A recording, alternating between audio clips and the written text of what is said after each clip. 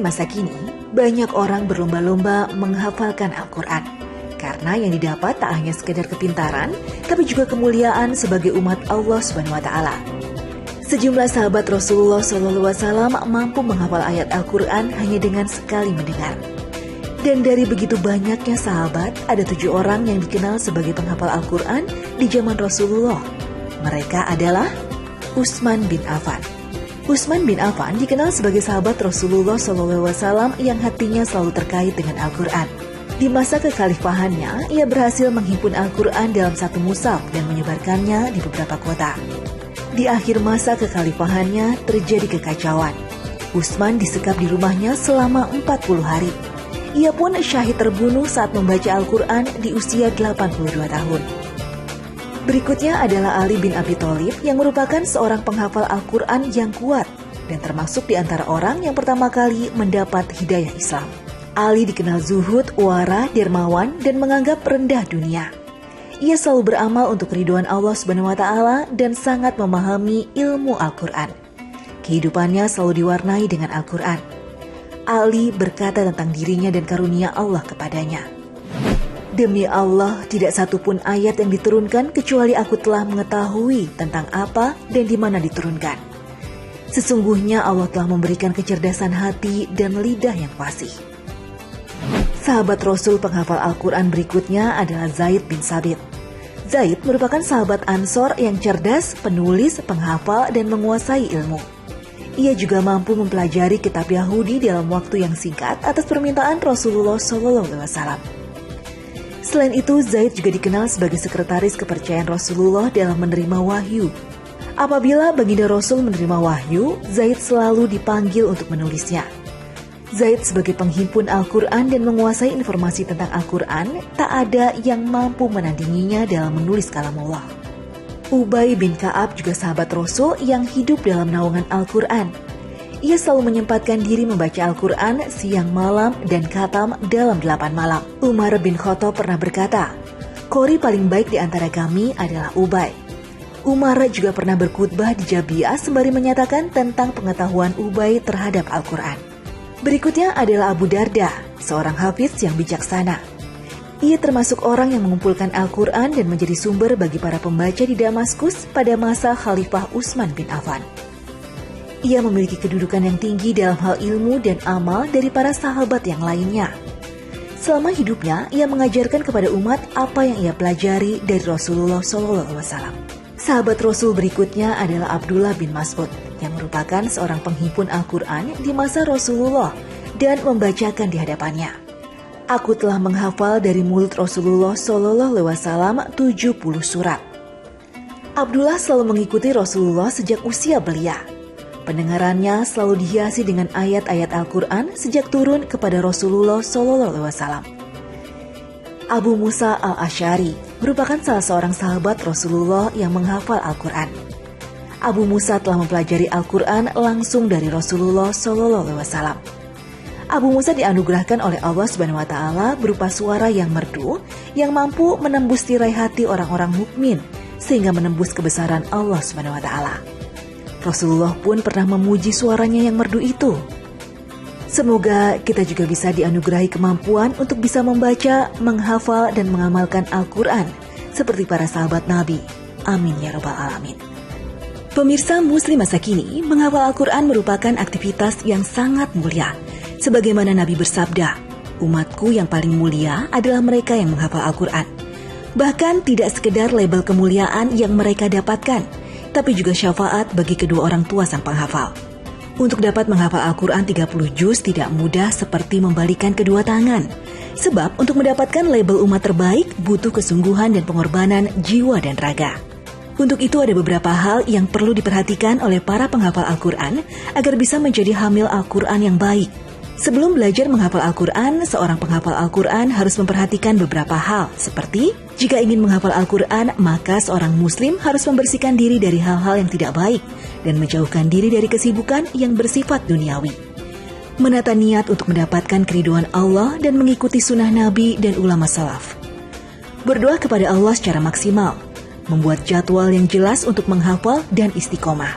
Berteman dengan orang-orang yang dapat menggugah dan memotivasi untuk terus menghafal, serta banyak membaca sejarah penting para penghafal Al-Quran, seperti sejarah Imam Qiraat Sab'ah, para imam qori di belahan dunia Islam agar semakin termotivasi.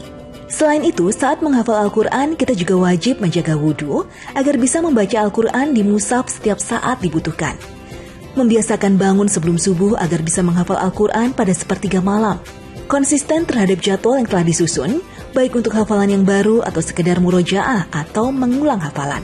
Agar hafalan tidak rancau, membiasakan mengulang hafalan saat sholat untuk memantapkan hafalan, dan juga membiasakan menuliskannya ke dalam kertas.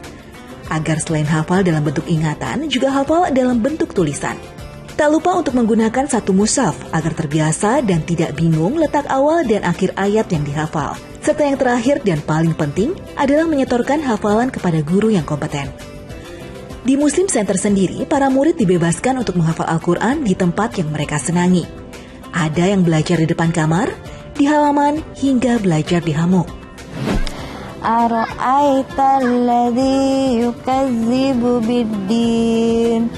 Ara'aita alladhi yukazzibu biddin.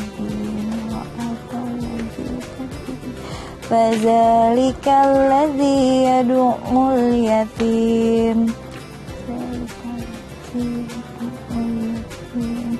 Wala yahuddu ala ta'amil miskin. Fawailul lil musallin alladzina hum an salatihim sahun alladzina hum yura'un wa yamna'una al-ma'un. Masya Allah, jadi nih ya, saya tuh lagi cobain metode yang anak-anak ini lakukan gitu, ada di hammock, menghafal ayat-ayat Al-Quran. Yang saya rasakan secara pribadi, sebenarnya kan karena yang tadi udah Ustadz Rizky bilang, kalau Al-Qurannya jenis yadain. Yadain itu memang standar karantina hafal Al-Quran 1 bulan, di mana isinya sendiri itu memang sudah kayak ada batas-batasannya ya, yang pertama kita harus pakai angka, terus kemudian ada juga udah di batas-batas, jadi kita menghafalnya sampai mana sudah ketahuan. Yang enak lagi adalah ini kan ada semilir angin ya, jadi setiap saya menjamkan mata sambil menghafal Al-Quran itu kayak lebih nikmat aja gitu dibanding kalau misalnya saya belajarnya tuh di dalam ruangan gitu. Ini saya sendiri aja ngerasanya kayak tadi udah lumayan cepat menghafal. Ini gimana anak-anak yang setiap hari melakukan ini, Masya Allah. Sepertinya jadi memang metode ini tuh cukup banget efektif, terutama misalnya buat orang-orang yang kayak saya nih baru mau mulai untuk belajar menghafal Al-Quran. Wah. Pemirsa, dalam menghafal Al-Quran juga terdapat beberapa metode. Metode pertama adalah Tariqah Tasalsuli. Metode ini adalah membaca satu ayat pertama, kemudian diulang-ulang untuk dihafalkan. Setelah hafal pada ayat pertama ini, maka dilanjutkan pada ayat kedua untuk diulang-ulang sampai hafal dengan lancar dan mutkin atau melekat sangat kuat. Dan begitu seterusnya, sampai batas hafalan yang telah tersusun dalam jadwal setiap harinya. Metode kedua yaitu Tariqah Jami. Metode ini adalah menghafal ayat pertama sampai lancar, kemudian dilanjutkan pada ayat kedua sampai lancar. Dilanjutkan pada ayat yang ketiga hingga sampai pada batas hafalan yang telah disusun dalam jadwal setiap harinya. Setelah sempurna pada batas ayat yang dihafal, maka diulang dari awal ayat pertama hingga terakhir dengan beberapa kali pengulangan hingga hafalan lancar tanpa kendala. Metode ketiga, Tariqah Muqassam. Metode ini adalah membagi hafalan pada beberapa bagian terbatas dalam makna dan menuliskan hasil hafalannya tersebut ke dalam kertas, kemudian dihafalkan secara kumulatif dan digabungkan. Pemirsa, jika seseorang sudah dianugerahi sebuah hafalan Al-Quran, maka kewajiban orang itu adalah menjaga hafalan tersebut dengan baik. Sebab Al-Quran adalah amanat yang diberikan Allah kepada orang-orang teristimewa. Menghafal mungkin hanya butuh hitungan waktu dan hari, tapi menjaganya butuh waktu seumur hidup. Sebab ia seperti ikatan yang mudah lepas melebihi ikatan yang diikatkan ke unta. Nabi SAW bersabda, "Ikatlah hafalan Al-Quran itu, maka demi zat yang jiwaku ini ada dalam kekuasaannya, sungguh ia sangat mudah lepas melebihi unta dari ikatan kendalinya." Hadis riwayat Bukhari. Untuk menjaga hafalan, seorang hamil Al-Quran harus konsisten dengan manajemen waktu dan murojaah yang telah ditetapkan. Jika ia mampu mengulang hafalannya setiap hari 1 juz, maka ia harus konsisten dengan pengulangan tersebut. Ibnu Mas'ud berkata, sebaiknya seorang yang hafal Al-Quran membaca Al-Quran di malam hari tatkala manusia tidur, di siang hari tatkala manusia sedang sibuk, bersedih tatkala manusia bersukaria, menangis tatkala manusia tertawa, diam tatkala manusia bercengkrama, kusyuk tatkala manusia berjalan dengan sombong.